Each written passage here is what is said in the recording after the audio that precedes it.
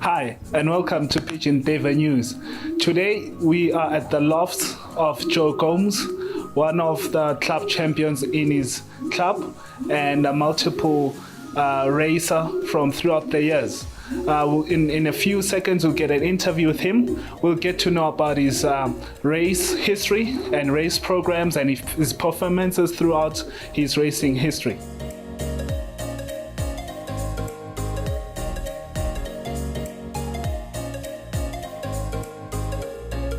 Thanks for joining us, Mr. Joe Gomes. Thanks, pleasure. Now, just give us a bit of your background throughout your racing history and career. I started racing back in Benoni Homing Society in 1977 with my dad. Then I raced through the 80s with my father as FB Gomes and son. We won averages. We flew alright, flew well. And then I went on my own as Joe Gomes. I flew and I won averages. Then I sold my birds. I got divorced, same old story. And I started helping another friend of mine, Gert de Nakker, and we've been flying de Nakker and Gomes for many years now. And we've had a lot of success, whether it was at one loft races, $1 million, and various other achievements that we've had.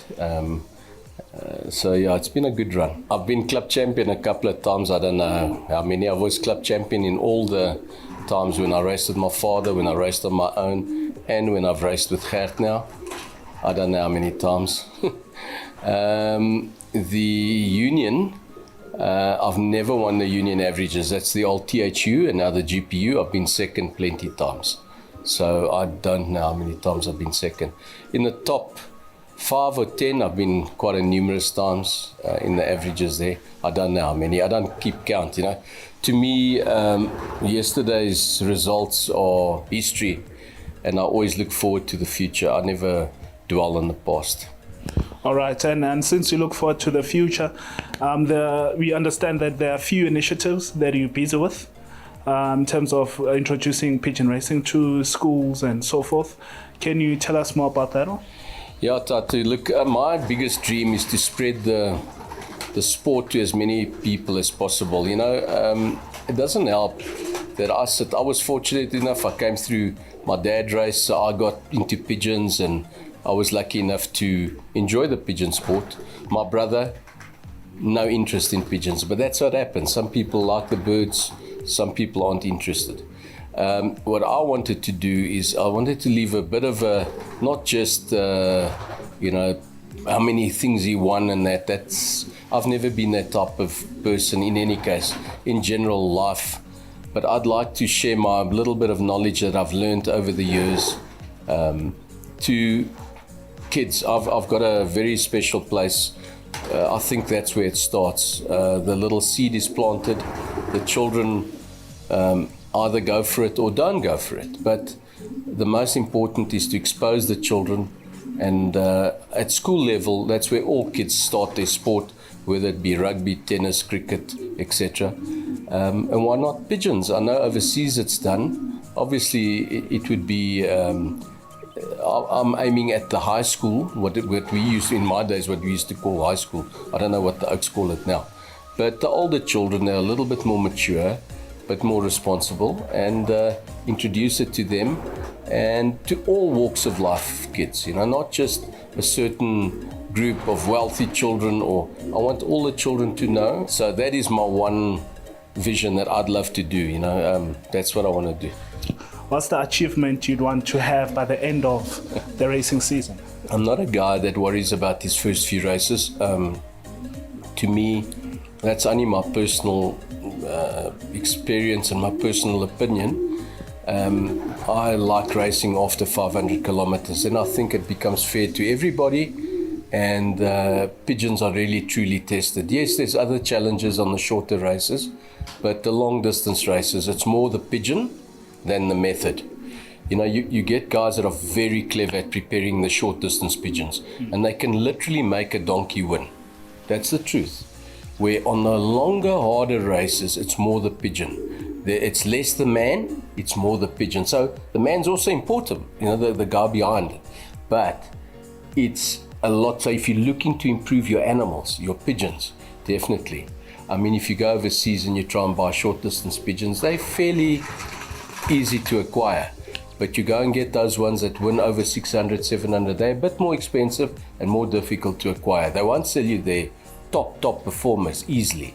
So it shows you they give almost more value. The shorter distance pigeon, the other side is, yeah, but it's got to learn to break and this, but that is also controlled with feeding methods, and I always tend to have a heavy hand. I overfeed my birds, which is no secret to anyone. They look like me.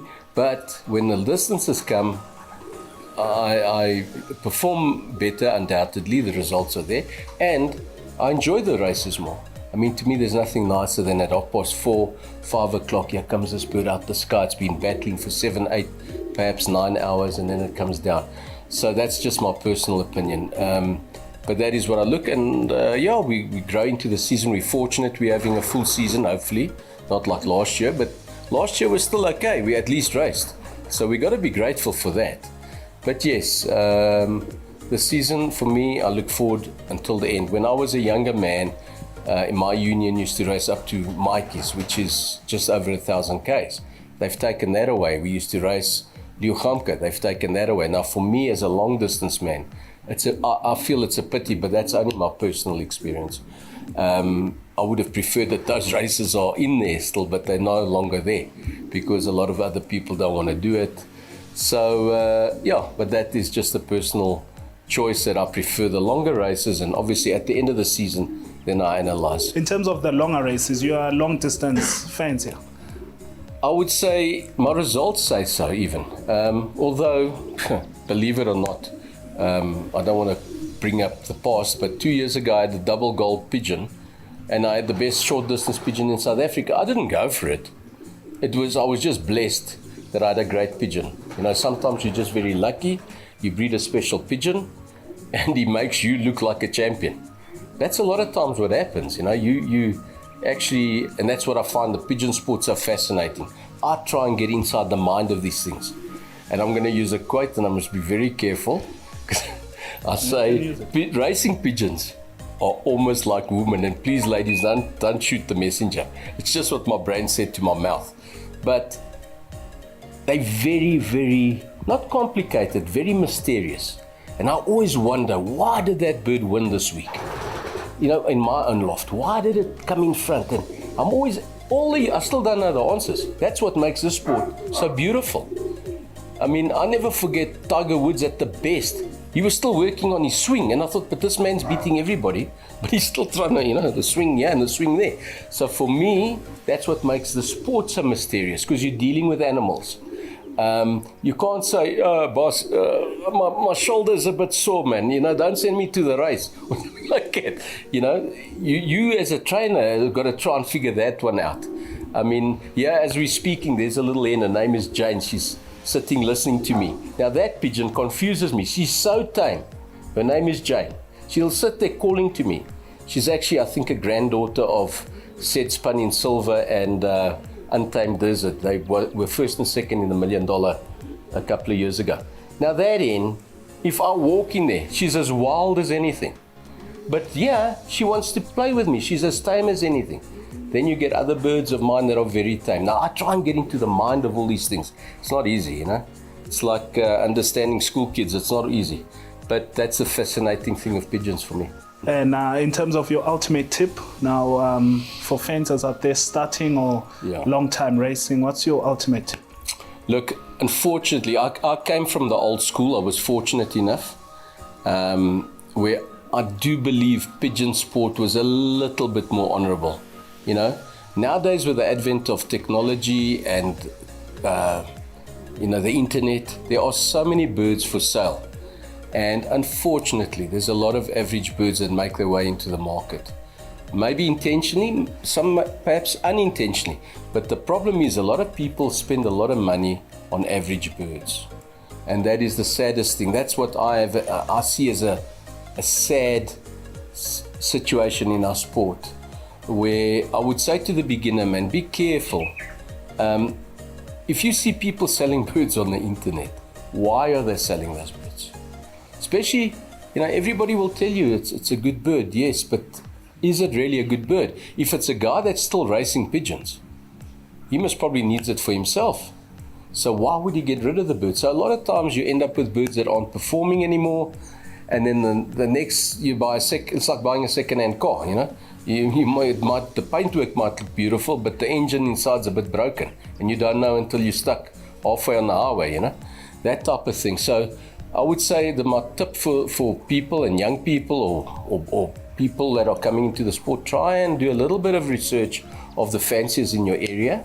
It's a commonly used term, but it really works. If you get honest people in your area, try rather start with young pigeons. Don't go and buy old birds, because normally, especially hens, when they're 6-7 years old, their best days are over. They may still lay, but their chances of breeding really good birds are less. There are exceptions to the rules, and you do get hens that breed until the day they die that are very good pigeons, but that is normally not the case. Males, you get away with it a little bit longer, but I would try and advise you, rather get yourself young pigeons. Break them in, raise them, and then you, as a fancier, also have a trade. You learn. As much as those young pigeons learn, you learn how to race. And then the following year, you can maybe even breed with these young pigeons and start a colony of your own. People tend to go for families. Die kannibale, sorry Dirk van Dijk, but that's the truth. Die kannibale, die Albrechts, die ding, die die. Create your own champions. And that's the biggest secret in pigeons. Don't breed back.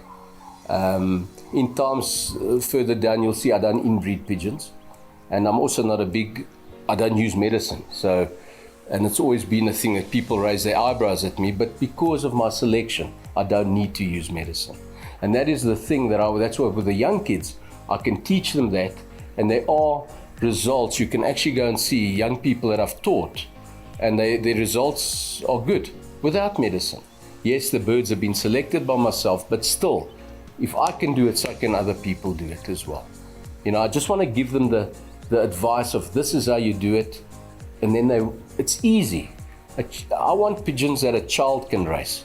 I don't want pigeons that you need a degree in pigeon racing, because most people don't do it. You spoke about your long distance pigeons, and how do you prepare them? As you say, you kind of like a master of long distance. Well, Tatu, the main thing is with long distance pigeons, like I tried earlier on, I said, it's more about the quality of the bird. So first and foremost, you definitely need a above average pigeon.